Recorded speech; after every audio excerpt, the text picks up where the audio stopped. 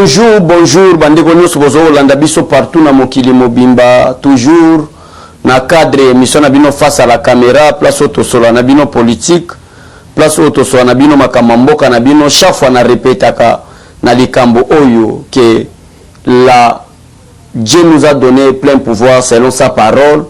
Ya ko bunda pona mboka na biso peut être bonheur na biso kende liboso na répétaka ngo parce que zali moko ya makomi na Nzambe apesi biso ndingisa na kati ya liloba na ye. Bino mo boyebi conflit ezoleka mikolo ezali kaka conflit ya Obeminako.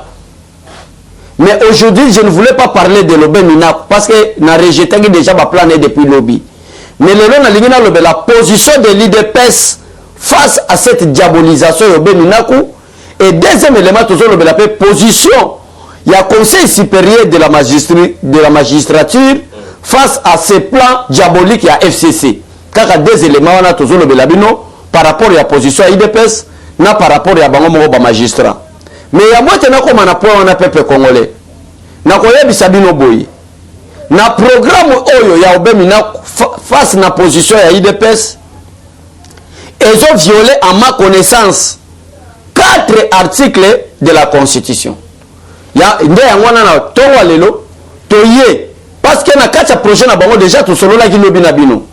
Na yebisa bino ke bango souci na bango balingi basa la conseil supérieur de la magistrature et banda ko dépendre na ministère ya justice ba banda ko voter yango ba voter yango loi na parlement et parlement banda ko pesa ndingisa ko nommer ba magistrat nde yango nzoma na tongo lelo na yepona swana bino yebisa bino la position de l'IDPS et la position du conseil supérieur de la magistrature face à cette diabolisation ya Obeminako.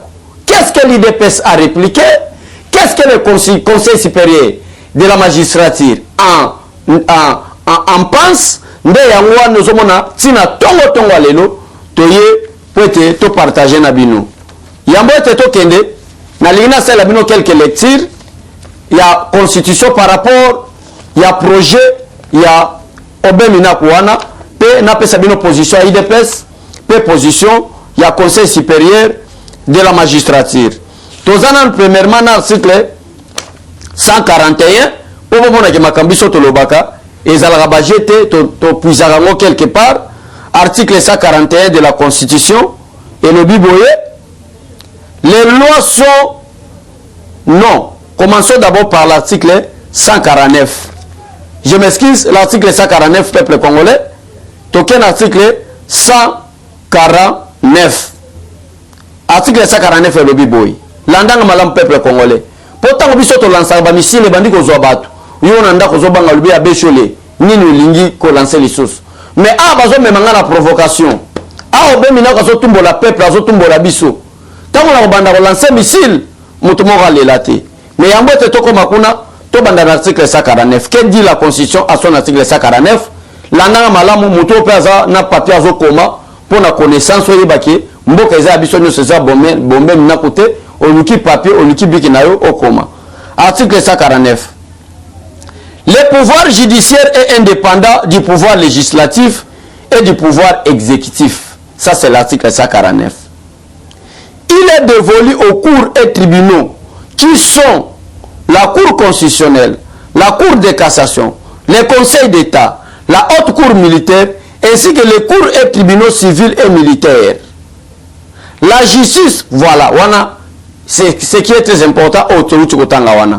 Maintenant, l'article 151.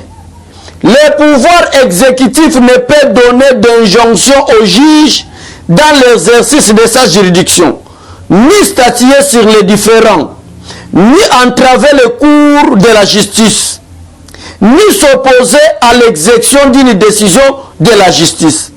Le pouvoir législatif ne peut ni statuer sur des différends juridictionnels, ni modifier une décision de justice, ni s'opposer à son exécution. Obeminako landa malam, na bibe peut-être aux étudiants, aux oyekola ba principe to tangisa yo.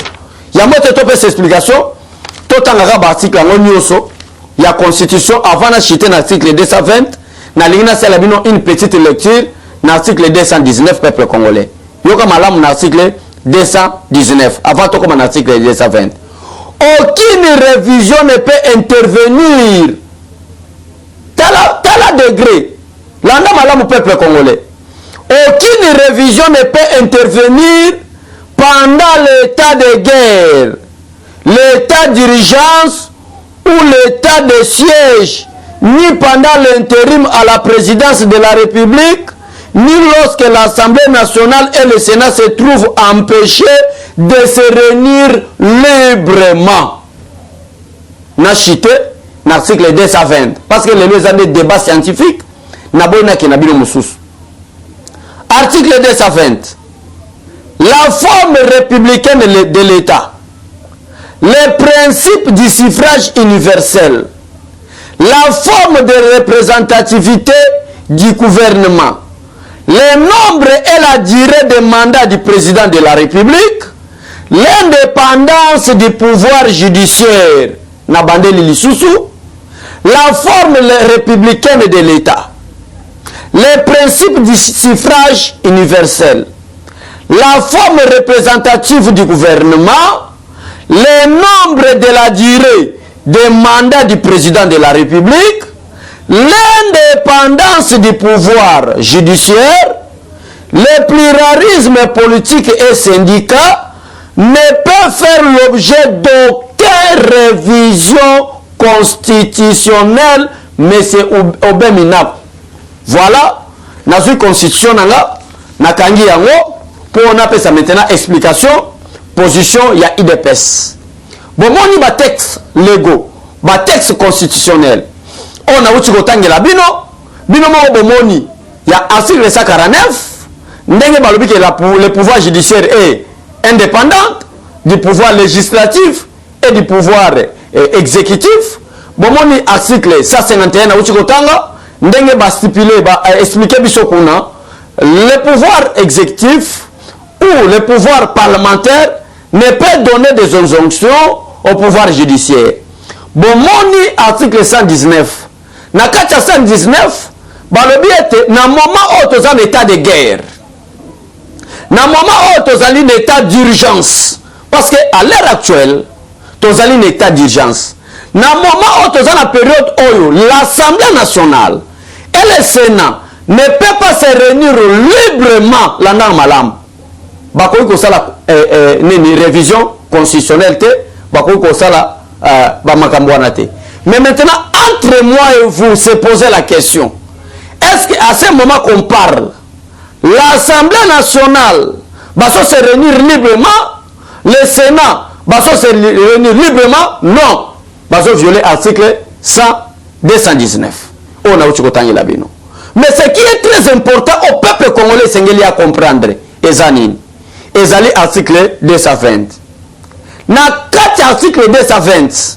Donc, on constitution pour expliquer peuple malamu. Na 4 article 220. Balobi ezana makamu mususu boko lobela na bino. En d'autres termes, na koko la ligne na lobani. Na koko lobaki ata obemi na kwa violer article 149. Ata ezana violation, la violation plutôt. Il y a article 151. Ata ezana la violation, il y a article 219. Mais l'article 220 ezana ko la clé verrouillée. C'est-à-dire va bloquer en haut une interdiction dans l'institution nyonso que wana ta peuple congolais basangani bakoki ko déverrouiller en haut. Je crois bien peuple congolais zolandanga. Cela veut dire quoi? Cela veut dire que l'article 149 on peut le toucher. L'article 151 on peut le toucher. L'article 219 on peut le toucher, on peut le violer. Mais l'article 220 c'est une interdiction à toute autorité, à toute institution de la République de violer l'article 220 que je viens de lire maintenant. Pourquoi? Bah, il y a cette interdiction. L'interdiction, oui, l'article 220. Et ça limite. L'interdiction, l'article 220, et ça limite. Forme républicaine à l'État, bazotanga. Makamboyo, est inviolable. Makamboyo, est intouchable. Nakacha constitution de la République démocratique du Congo. L'article 9 sur le binois, et l'article 149, et l'article 151, et l'article 119, et l'article qui touché yango. Mais elle n'a comme l'article 220, wana est intouchable, c'est-à-dire peuple congolais représenté par les leaders politiques, toyokani tolobi que na kati ya constitution, il y a République démocratique du Congo. Quels sont les articles qu'on ne peut pas toucher et quels sont les articles qu'on peut toucher? Il y a un sibino na début que non, et à l'article 149, et à l'article 151, et à l'article 219, bakoki ko toucher nango, bakoki ko toucher yango, bakoki ko modifier yango. Ati ezali na violation, mais l'article 220 peuple congolais, kuna ezali interdiction formelle que personne ne peut toucher. Alors qu'est-ce qu'on ne peut pas toucher? Ce qu'on peut toucher, qu'on ne peut pas toucher, on a ouchi ko lobela bino, l'article 220 ezali nini? Yawa tozo bandelango na bimisa sous constitution poto bandelango. Ezali nini? Ezali la forme républicaine de l'État. Personne ne peut les toucher. Le principe de suffrage universel, c'est-à-dire le principe du suffrage universel, c'est-à-dire quoi? Principe yoto ke na vote. Je crois que la fois passée, bato ya FCC balinga balongola biso élection, peuple a voté souté, ba comment voter à la deuxième degré. Wana balobi ezalaka intouchable ko salemate salema pété. Musu ezali nini? La forme représentative du gouvernement. Façon gouvernement parce que forme représentative du gouvernement sont totalement dans l'article oyo. Ils ont séparé pouvoir entre le président de la République et le gouvernement. Ezali na forme représentative oba pesa la kati gouvernement kuna balobi ke ezalaka intouchable. Musu ezali nini? Oba lobi kuna ezali le nombre et la durée du mandat du président de la République.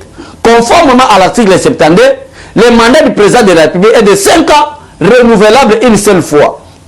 C'est la raison pour laquelle, bon, mon équipe qui a bien la salle de manœuvre nyonso, à quoi qui a changé la constitution, à qui a na porte-porte non organisé l'élection, nous devons comprendre qu'en 2016, il n'y avait pas une élection organisée pour Kabila Zala qui n'a contre Mira Makwanza.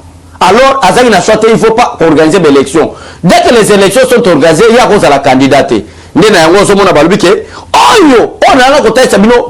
par rapport à l'article 220, intouchable.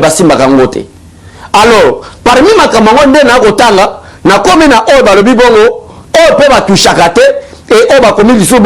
le nombre et la durée des mandats du président de la République,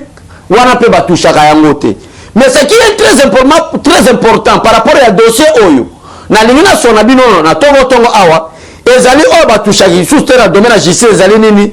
L'indépendance du pouvoir judiciaire, ce n'est pas moi, c'est la constitution ezali qui est élaborée par les législateurs et à l'époque monsieur Obemina était aussi législateur jusqu'à présent na yebité ezali malaria ezali azali na bangunge suye ndena yango wana ezali bisote ezalaki constitution oyo ba makambo o ba interdire. Donc en bref pour na chiter l'introduction na kota na dossier na lina tali sabino position IDPS na lina sabino que tous les articles de la constitution c'est possible ba ko modifier yango parce que mibeko etali ici quels sont les articles ba ko modifier et quels sont les articles qui sont intouchables qu'on ne peut pas modifier.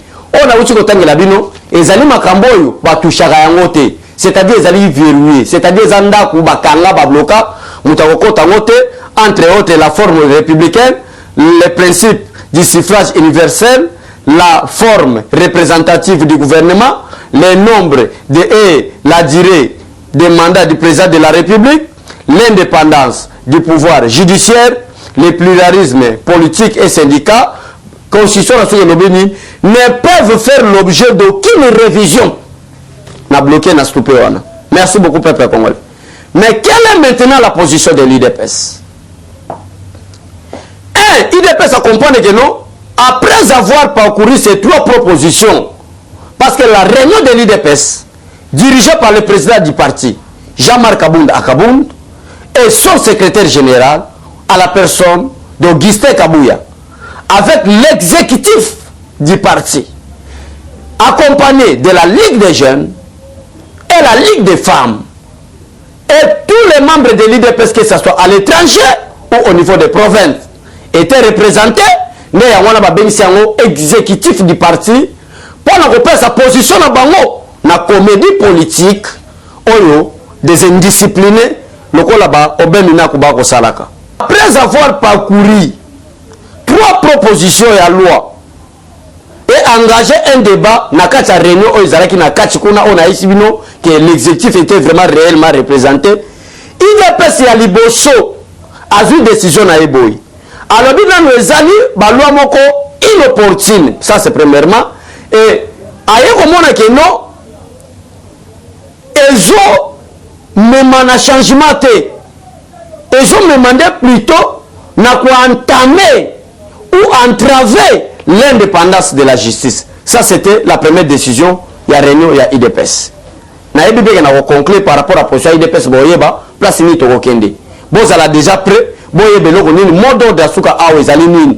Pour na ba Congolais balanda bisona. Congo Kinshasa, pe ba Congolais balanda biso libanda mboka. IDPS alinya banda nini. Des ala calme. Bon, on a ba tuer banda. Mais en tant qu'intellectuel, on a une position dans la réunion. Deux, l'IDPS apporte son soutien total à l'ensemble de l'appareil judiciaire congolais. Et les autres maintenant, tous les magistrats, à rechercher et à poursuivre des enquêtes sur les dossiers de détournement, de vols et de corruption sans le moindre égard à leurs auteurs. IDPS a pris déjà positionné. Donc, Moukamate et Bandi. Maintenant, dernière décision SCP là. IDPS a une mobilisation à peuple congolais. Nous avons besoin de la mobilisation. Et ça là-bas, au Bazali Banda. Nous avons du fait que dans ma commune, que vous devez lutter pour votre pays car votre bonheur en dépend.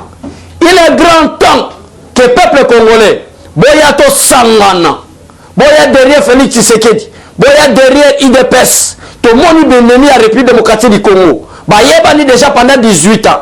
Ils ont détruit le peuple congolais. Nanzala, n'a manque d'électricité, n'a manque d'eau pure, eau potable, n'a manque d'emploi. Bamemi peuple congolais, n'a famine. Bamemi peuple congolais, n'a déraisonnement. Bamemi peuple congolais, au-delà, il y a pensé humaine Zalaka. Comme si peuple congolais, comme Nyama. Maintenant, IDPS Salingi a zone sa dignité à peuple congolais. Indiscipliné, pillère, des escrocs politiques. Il y a FCC va comprendre la position de IDPS a position. Mot d'ordre sera bientôt lancé. Peuple bien mot d'ordre.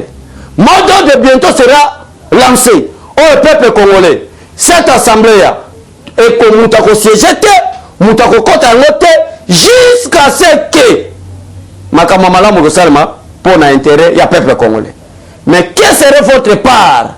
Biso par Nabiso, et Zalito Tiabanso Nabiso Angé. Toko Tambola qui chasse à Mobimba, qu'on sait la mobilisation, parce que l'Assemblée on a Moutako Tate. Mais bon, ça n'a été que l'homme va Kotaki. Bakotaki pour la proposition à l'on a bango. Basala qui yango. Mais aussi la mobilisation, il y a Yonanga, pour être exécuté, pour être président Félix Tshisekedi, à travailler mal mon intérêt à peuple congolais. Soutenons-nous. Soutenons les Congolais. Vous, oh Monique, miracle nayo, on contribue à la mobilisation. Venez mobiliser le peuple congolais, bisone soto kende ensemble pour être assemblée wana muta kotango ezate. Wana position ya IDPS. Mais quelle est maintenant la position ya ba magistrat bangomoko? Ba magistrat o bazalaka na ordre na bango dirigé par le président du Conseil supérieur de la magistrature. Bazali na réunion kafu kafu. Oh, tous les magistrats vont signer pétition moko pour la kotalisa ke noa na bazo sala ils ont violé mibeko ya mboka. Voilà tongo malamu makamuto yaki na tongo lelo poto solo la nabino dans quelques minutes boye ba souci ya position ya mboka. Mais les ba magistrats en commençant du président de la cour constitutionnelle jusqu'au cour et tribunaux OAC ezala ba magistrats militaires bango ne so bazana réunion kafu kafu lelo na salle d'audience ya Matete. Avec quel objectif? Contrer bato FCC na plan na bazo sala.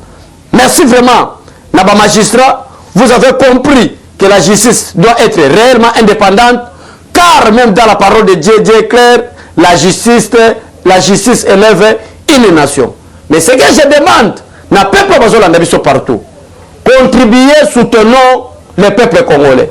Ko soutenir bato il y a place aux gens passe à responsabilité. Il y a un véhiculer un message que ça la mode de mon réseau à bientôt place aux autres de CGIDP une assemblée nationale faites-le soutien et ça la matérialité na moment où toi on a pour ça mobiliser peuple quinois toi on mobiliser pas quinois parce que assemblée on est cotaté mais quel serait maintenant votre apport peut-être un jour on peut taper tout le que na bundaka pour na mbokao parce que conséquence ma beso yoye na bana na biso to ko bota lelo un jour ba ko ba ketozana ba papa mo bazaki naïf.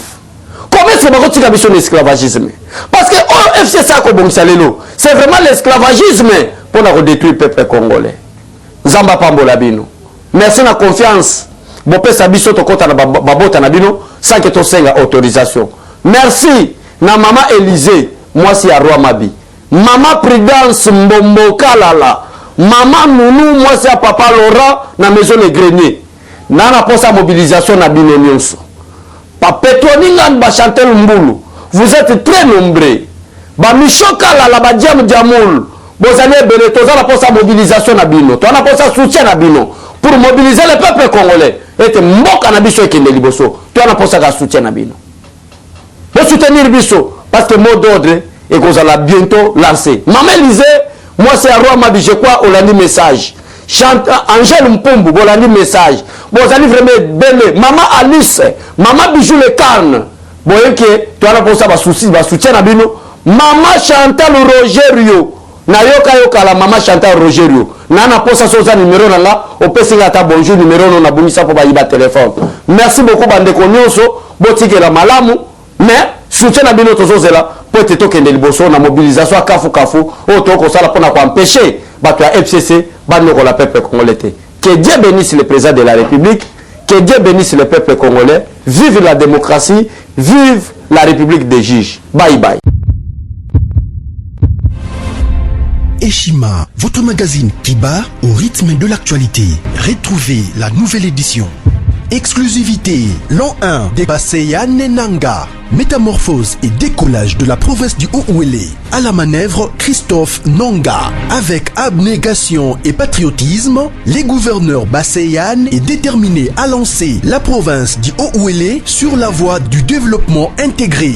Interview, prise en charge des malades, la maîtrise de la propagation du coronavirus, Dr Eteni répond à toutes les questions. Économie, la baisse des prix, les combats permanents d'Acacia, Bandoubola. Dossier Eshima, mécanisme national des suivis, historiques et réalisations. Focus, Sele Yalagouli propose des nouveaux paradigmes de développement indispensables à la relance de l'économie. Nation, championne du social, Agnès Mouad Nawej et la CNSS offrent $1 million dans la lutte contre la pandémie Covid-19. Moussa Mondo sensibilise et prend en charge des personnes vulnérables. Parité, Olive Lembe Kabila, modèle de générosité et d'entrepreneuriat féminin. Afrique, un déconfinement aux multiples facettes. Retrouvez l'intégralité du magazine Eshima dans les kiosques.